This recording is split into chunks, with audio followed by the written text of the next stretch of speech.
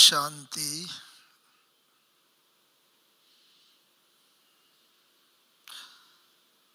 ब्रह्मचारी जीवन। ब्रह्मचारी नाम ही जिसमें ब्रह्मा का समावेश हो तो कितनी ना उसके अंदर दिव्यता होगी। बाबा कई बार कहते हैं कि बच्चे ब्रह्मचारी तो बन गए, अब क्या बनना है? ब्रह्मचारी बनना है। अर्थात ब्रह्मा को पूरा 100% फॉलो करना है, उसके कदम पर कदम रखते हुए चलना है, जिससे कि हम सभी भी जो बाबा की इच्छा है उसके अनुरूप अपने को बना सकें। बाबा कहता है ना कि बाबा चाहता है। बाबा की बीच बीच में ये जो महावाक्य सुनने को मिलते हैं, तो कई बार बाबा कहता है, बाबा चाहता है कि बच्चे ताज तख्त और तिलक सदैव धारण करके रहें। बाबा चाहता है कि बच्चे पास विद ऑनर्स हों। बाबा ये चाहता है, वो चाहता है, सब बातें बाबा कहते रहते हैं। तो हमें ये सौभाग्य मिला है ब्रह्मा बाबा के निकट आने का, उन्हें समीपता से देखने का। और आप सब भी बाबा के पुराने बच्चे बैठे हुए हैं, जानते हैं।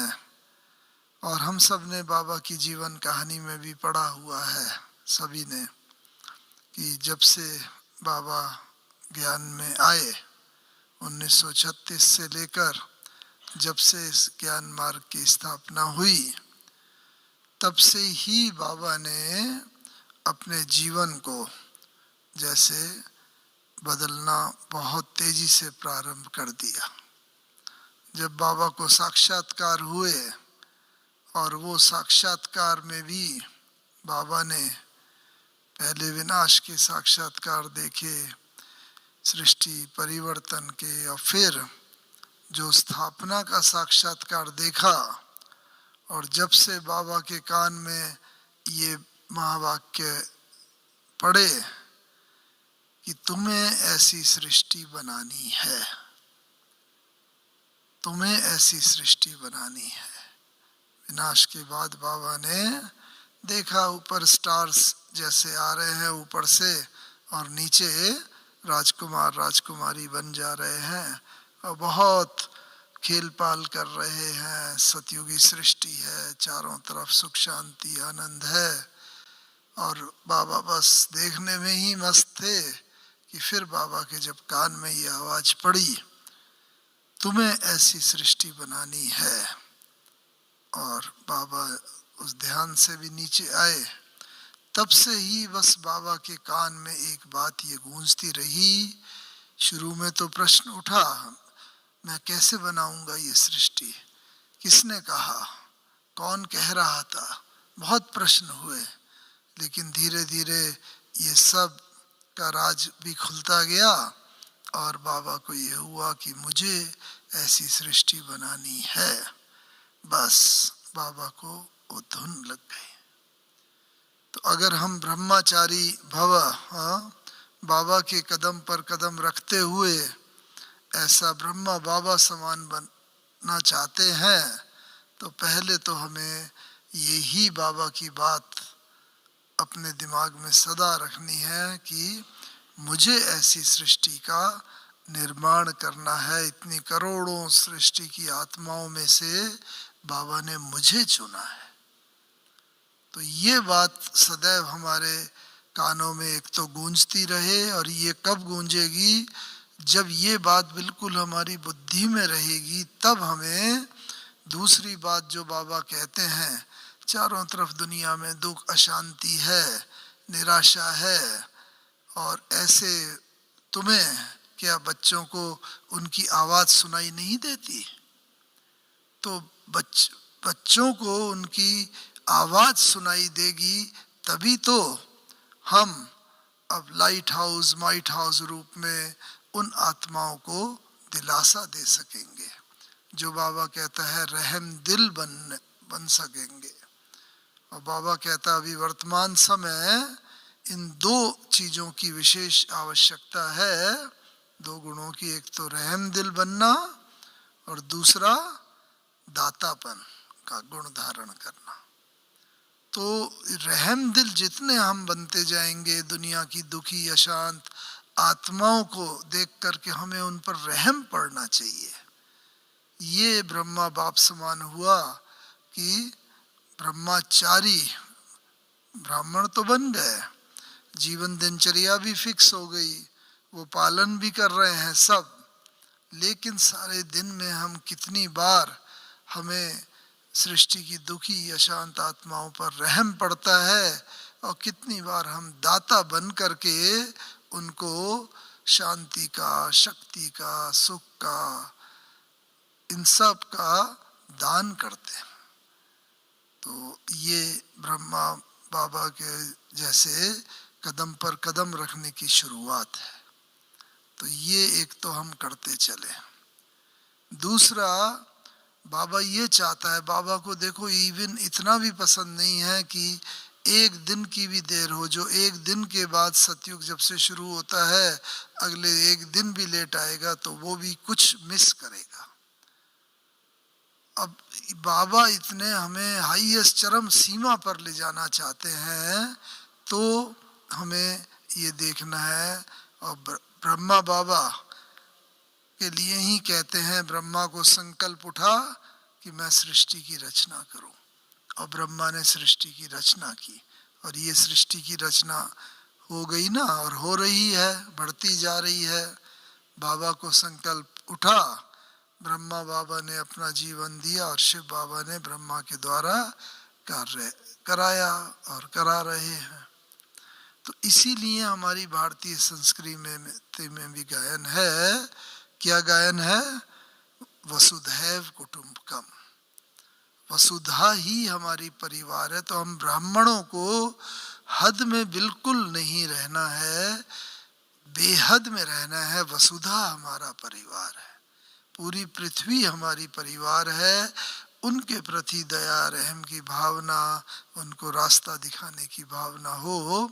और मनीषियों ने कहा है, दुनिया वालों ने पूरा नहीं समझा, लेकिन बाबा ने आके उसका राज खोला कि वसुधा परिवार में सब केवल मनुष्य मात्र ही नहीं आते, यही हमारा परिवार नहीं है कोई हिंदू चीनी या हिंदू मुस्लिम भाई भाई आदि आदि नहीं, इसमें सब आ जाते हैं।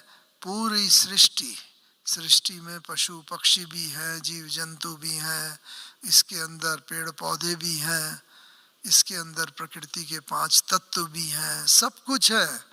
तो इन सब के प्रति हमारी रहम दिल हो। बाबा को अक्सर हम देखते थे कि बस बाबा जो है जब रात को 2 बजे 2:30 बजे भी उठ जाते थे, और कितनी बार बाबा बाहर आके जो मधुबन का आंगन है वहाँ टहला करते थे, और उस समय जैसे सृष्टि की आत्माओं को भी योगदान करते थे। तो ये ब्रह्मचारी बनना कि हमारे भी, बाबा कहता है निंद्रा जीत ऐसे बन जाएं बच्चे कि बस कोई जब घर में कोई प्रॉब्लम होती है, कोई जिम्मेवारी होती है, तब नींद भाग जाती है ना। तो ऐसे ही पूरे सृष्टि को बदलने की जिम्मेवारी जैसे ब्रह्मा बाबा महसूस करते थे, वो हमारे ऊपर हो। इसीलिए बाबा अक्सर करके, मधुबन का तो छोटा हॉल है, आपने देखा हिस्ट्री हॉल, और बाबा जब क्लास कराते थे, कई बार ऑफ सीजन जब होता था तो 20-25 लोग ही जो मधुबन वाले थे बस वही बैठे हुए होते थे। और बाबा कितनी बार कहते थे कि बाबा इन बच्चों को ही नहीं देख रहा है, ये जितने बैठे हैं नहीं, बाबा के सम्मुख तो संपूर्ण सृष्टि के बच्चे हैं, और बाबा उनको बुद्धि में रख के ये ज्ञान मुरली चला रहा है। तो ऐसे ही हमारी भी स्थिति हो, ब्रह्मा बाबा के कदम में कदम। भले रहना तो निमित्त एक दो जगह ही होता है, निमित्त कुछ ड्यूटीज होती है, कारण होते हैं, लेकिन बुद्धि में हमारे सदैव बाबा की तरह। तो ये जिनकी बुद्धि में रहेगा वो ही वास्तव में वसुधैव कुटुंबकम, पूरी वसुधा के मालिक बन सकेंगे, चक्रवर्ती राजा रानी बन सकेंगे। जब यहाँ पर चक्रवर्ती का ये पार्ट बजाया होगा कि पूरी सृष्टि की आत्माओं को हमने योगदान शक्तिदान किया हुआ होगा और वो हमारी प्रजा के रूप में हमें स्वीकार करेंगे।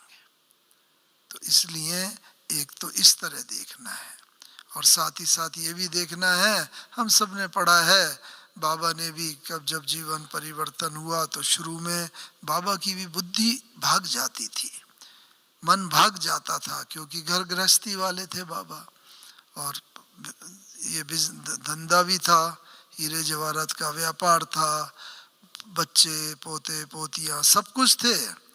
तो जब मन भाग जाता था तो मन को कंट्रोल करने के लिए बाबा ने पत्र भी लिखा। मैं उसके डिटेल में नहीं जाऊंगा, समय नहीं है, लेकिन वो पत्र में बाबा ने ये मेंशन कर दिया, मन को ऑर्डर दिया। हम सब भी अनुभव करते हैं, हमारा मन भाग जाता है, इतने साल हो गए योग करते हैं सब, फिर भी कोई अगर रिस्पॉन्सिबिलिटी होती है, कोई कार्य होता है, भले विकारों की तरफ न जाए। बाबा ने सर्टिफिकेट दिया था बच्चों को कि अभी बाबा बच्चों को एक सर्टिफिकेट तो देता है कि बच्चों से के मन से विकार तो चले गए हैं, चले गए माने मुख्य अपवित्रता और दूसरे मोटे विकार भले सूक्ष्म है, लेकिन व्यर्थ संकल्प अभी भी चलते हैं। तो अब बच्चों को ये समझना चाहिए कि व्यर्थ संकल्प नहीं है ये, इसको लाइटली न लें, बल्कि ये जैसे कि विकारी संकल्प है। विकारी संकल्पों को हम लाइटली नहीं लेते, क्यों आ गया, इतने समय हो गया पवित्रता का पालन, और ये अगर कोई भी ऐसा विचार आता है कमजोर, तो फिर जैसे अपने पर ही व्यक्ति को घृणा आती है। तो इस रीति से व्यर्थ संकल्प भी अगर आते हैं तो हमें ये समझना चाहिए अपने ऊपर बिल्कुल अलग इतने हम वो करें। बाबा भी कहता था कई बार, बाबा भक्ति मार्ग में ना अपने को चमाट भी मारता था जब बुद्धि भाग जाती थी।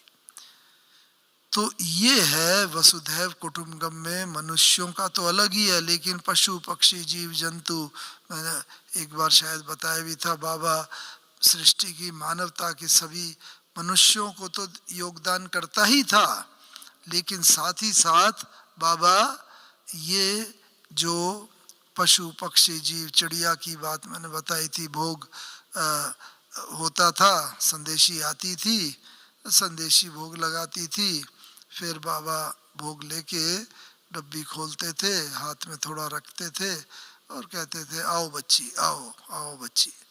सब देखते थे किस बच्ची को बाबा बुला रहे हैं। वो एक चिड़िया कहीं से फुदकती हुई आती थी, बस पहले नीचे से मेज पर बैठी, मेज से बाबा के हाथ में आई, हाथ में जाके बड़े प्यार से वो सारा भोग खाती थी।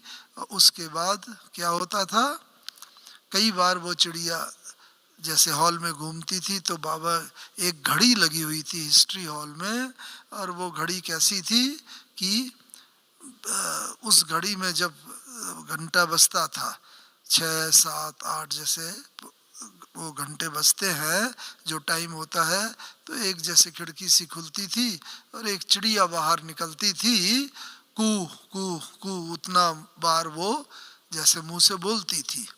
तो ये जो चिड़िया थी असली चिड़िया, ये एकदम चौकन्नी हो जाती थी, कई बार वहाँ जाती थी, उसको देखती थी तो उसके पास जाके चोंच मारती थी। और ये तो ये चिटचैट का वातावरण जैसे डेवलप हो जाता था। देखो बच्चे अभी कलयुगी दुनिया में ये पशु पक्षी जीव जंतु भी आपस में कैसे लड़ते हैं। जब व्यक्ति तमो प्रधान हो जाता है तो पशु पक्षी भी तमो प्रधान हो जाते हैं। तो इस रीति से बाबा हर बात को ज्ञान की भाषा में परिवर्तित करता था। वो चिड़िया को देख करके।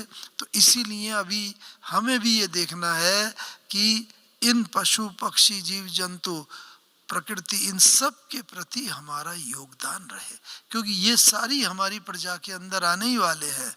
क्या सतयुग बिना पशु पक्षियों के होगा? क्या बिना प्रकृति के 5 तत्वों के होगा? ये शरीर ही हमारा 24 घंटे साथ रहता है। तो इसीलिए बाबा जो ये कहता है इसको साधारण रीति से नहीं लेना है, इसको बहुत ब्रह्मचारी भव का, कि मन को तो हमने करा है। इसीलिए हमारी भारतीय संस्कृति में दूसरा और कहा गया है, मन जीते जगत जीत। मन को जिसने जीत लिया उसने, और बाबा ने भी अंतिम समय तक मन को पूरा जीत लिया था। हमने देखा 17-18 जनवरी को हमें यहाँ मधुबन में सौभाग्य मिला बाबा की कर्मातीत अवस्था देखने का। तो हमने देखा कि बाबा ने कैसे अपने मन को इतने तक जीत लिया था कि दूसरे के मन की बात को तुरंत ही बाबा पकड़ लेते थे, पहचान लेते थे। हमारे साथ ही कितना हुआ कि चलो बाबा से ये बात करते हैं, ये सुनाएंगे, बाबा के सामने जाते थे और बाबा कहते थे बस थोड़ा दृष्टि दी, अच्छा बच्चे ये पूछने आए हो, ऐसा कर लो, ऐसा हो जाएगा।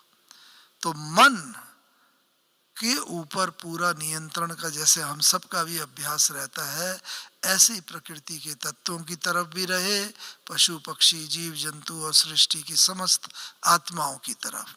मुझे एक वो कहानी सी याद आ रही है कि एक व्यक्ति आया एक राजा के पास और छोटा सा उसके पास भिक्षा पात्र था। तो वो लेकर के आया और उसने कहा कि राजन कुछ दान चाहिए।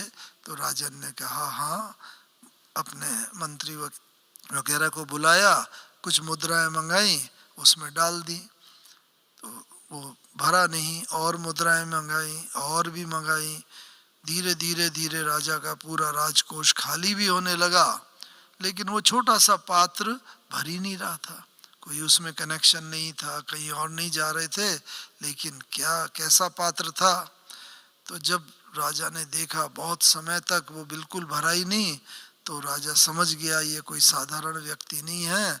तो राजा उसके पास राजा के वो व्यक्ति के पास गया राजा और प्रणाम करके कहा महाराज ये जरूर आप कोई पहुंचे हुए व्यक्ति हैं, आप मुझे इसका रहस्य बताइए, देखने में तो इतना सा पात्र लगता है।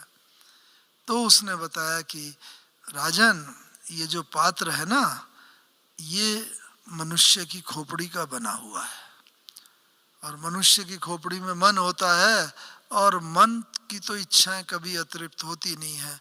मन की आज ये इच्छा है वो पूरी करो, दूसरी इच्छा, बार बार अनेक इच्छाएं। तो ऐसे ही ये मन जो है खोपड़ी जो का हिस्सा, ये पात्र उससे बना हुआ है। अब देखो स्थूल चीज में भी जब ऐसा कहानी हमें ये शिक्षा देती है तो मन पर नियंत्रण करना, इसीलिए मन जीते जगत जीत की भी जो गायन है।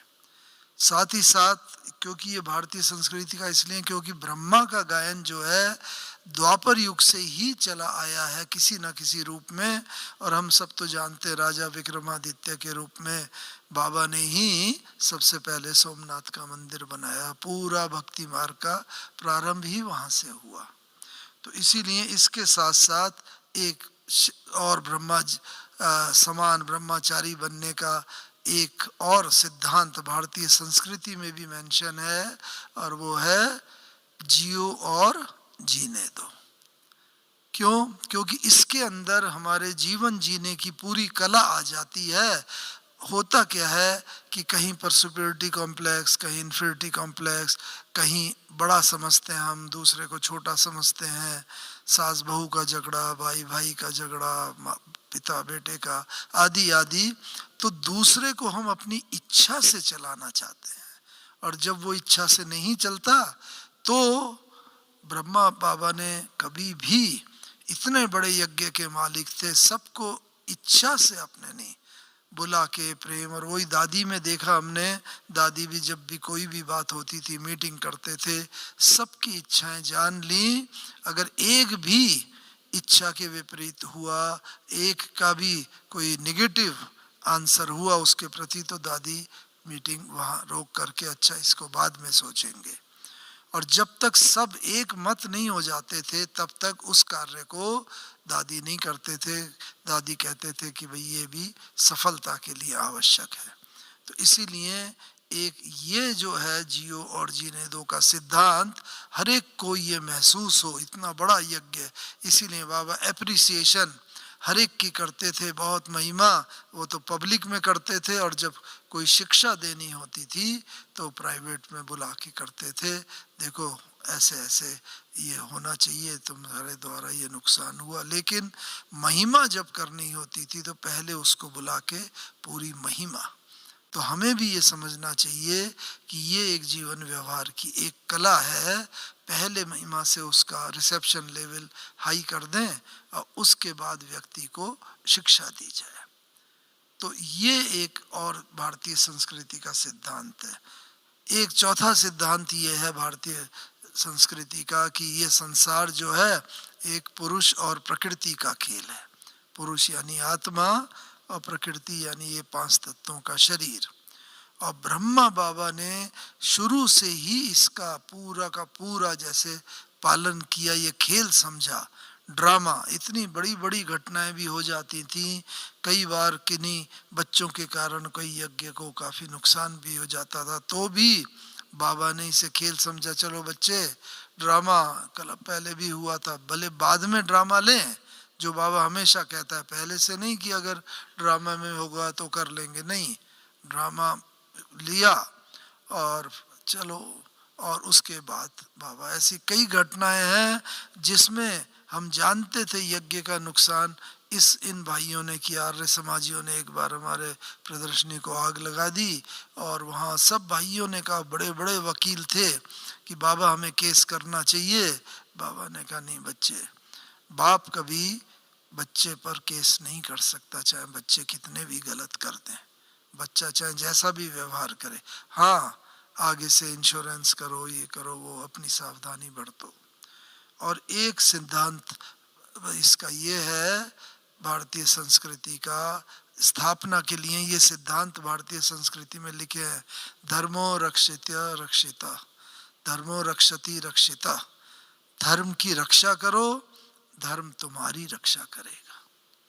तो इसीलिए इसका मतलब क्या है, लोगों ने तो वो धर्म ले लिया, हिंदू मुस्लिम सिख ईसाई वगैरह, लेकिन बाबा कहते हैं कि धर्म माने धारणा।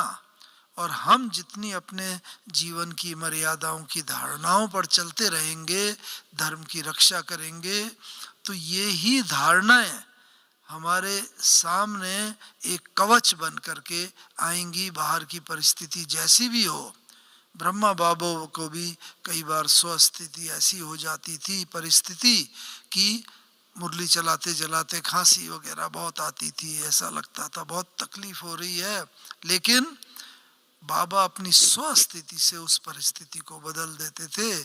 बस पास में ही लक्ष्मी नारायण का कृष्ण का चित्र होता था, ट्रांसलाइट का बाबा कहता, देखो बच्चे अभी तो ये तत्व भी तमो प्रधान है, आत्मा भी तमो प्रधान है, कल बाबा जाके ऐसा विष्णु कृष्ण बनेगा। और बस बच्चों को तो कोई भी परिस्थिति आए खुशी में खग्गियाँ मारनी चाहिए। और बाबा ऐसे करके भी कई बार बच्चों को बताते थे कि कोई परिस्थिति आए, शुरू में वो परिस्थिति डगमग करने की प्रयास करेगी, लेकिन आप अपनी स्वस्थिति को मजबूत करते चलो, धीरे धीरे वो परिस्थिति डाउन हो जाएगी। और अंत समय भी ये देखा, जब बाबा ने शरीर छोड़ा तो बच्चों ने बाबा से पूछा कि बाबा लास्ट में आपकी स्थिति कैसी थी जब आपने शरीर छोड़ा। तो बाबा ने कहा, बच्चे बस शुरू में तो ये बहुत दर्द था, तेजी से हार्ट का पेन, क्योंकि आप जानते हैं हार्ट अटैक, और बाबा भी कई बार कहता है हार्ट अटैक सबसे बढ़िया मृत्यु है वो, और आत्मा चली जाए। तो बहुत पेन था और बस चैन नहीं पड़ रहा था, लेकिन बाबा ने भी धीरे धीरे धीरे अपनी स्वस्थिति मजबूत करी। बाबा याद कर रहा था कि बाबा बस मैं आपके पास आ रहा हूँ और ये मेरा अंतिम कर्म भोग जैसे चुकतू हो रहा है। और ये बता के धीरे धीरे धीरे वो शरीर का कर्म भोग अंत में पूरा चुकतू हो गया और फिर ब्रह्मा बाबा जैसे सबसे विदा ले ली। तो ऐसे तो बहुत ब्रह्मा बाबा के जीवन के उदाहरण हैं जिसमें बाबा ने हम बच्चों को गाइड किया है और हम सब को बिल्कुल ब्रह्मा बाबा के कदम पर कदम रख के चलते रहना है। और इसके अंदर हमें खास इस बात को ध्यान में रखना है कि अंतमति सोगति, जीवन भर हम 50 60 70 80 जितने साल चले हो चाहे, लेकिन अंत में अगर जैसी हमारी बुद्धि होगी वैसी गति होगी। इसलिए अंतिम संकल्प के ऊपर बहुत ध्यान रहे और वो संकल्प कभी भी अंतिम समय कभी भी आ सकता है। इसीलिए बाबा कहता है अचानक, एवर रेडी और लंबे समय का अभ्यास। लंबे समय का अभ्यास होगा तो अंत समय में वही अभ्यास हमारे काम में आएगा। इसीलिए इस बात को ध्यान में रखते हुए हम सब ब्रह्मा बाबा के कदमों पर कदम रखते हुए आगे बढ़ते चले और अपनी कर्मातीत अवस्था को प्राप्त करते चले। ओम शांति, ओम शांति।